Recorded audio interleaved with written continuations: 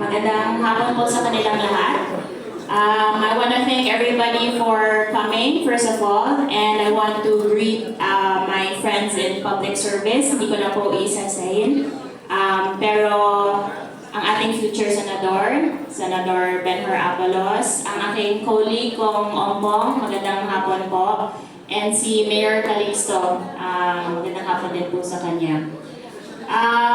Transportation group po, it was, we had a very good relationship, especially with Calando, with LTAP, even yung iba pong mga transportation groups, dahil bago pa nag-decide maging senador, ang tatay ko po si Manong Chavit. Ang ugali niya po, gusto niya laging tumulong sa sino mang pupunta sa amin sa bahay. So, isa sa mga groups na pumupunta lagi sa amin ay ang transportation group. They would always ask his help, lalo na sa modernization program ng mga jeepney kasi nahirapan po sila how to comply with the government. Unang-una, kailangan po ninyo na mag-modernize ng jeepney, and nahirapan din po tayo sa pag-apply ng loan or sa pag-financing po sa mga jeepney. So, ang sabi ng tatay ko, edi gagawa tayo ng electric jeepney. So, kami, my father, from a public servant, governor po siya for almost 30 years. Naging mayor din po siya, naging konsehal po siya. Lagi nga po siya nagjo-joke na barangay captain na lang po ang posisyon na hindi pa niya nakukuha. But throughout all those positions, yung pagka-governor niya, naging president po siya ng Governor's League. Nung naging mayor siya, naging mayor din siya ng Mayor's League.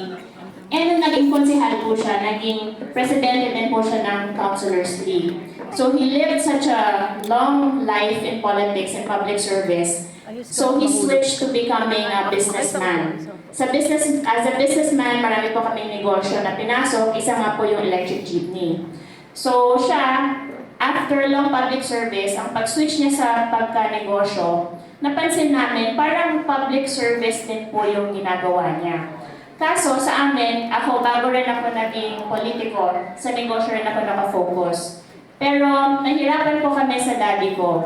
Kasi every time na magtatayo kami ng negosyo, tulad ng electric jeepney, sasabihin niya sa amin, hindi pwedeng kumita tayo. Sabi ko, ano pong ibig sabihin hindi tayo pwede kumita? Sabi niya, kailangan pinakamura ibigay natin sa transportation group. So sabi namin, sige po, pinakamura ang ibigay natin na electric jeepney. So ang sabi niya po, Calando, sa inyo, hanapin yung pinakamura na electric jeepney dito sa Pilipinas, sa buong mundo. So ang nahanap nila, Calando, is 2.4 million pesos na electric jeepney. So sabi ng dad ko, 2.4 million, okay na ba yun sa inyo? Basta konting mura lang, okay na. Sabi po nila Calando, sabi ng ibang transportation group, okay.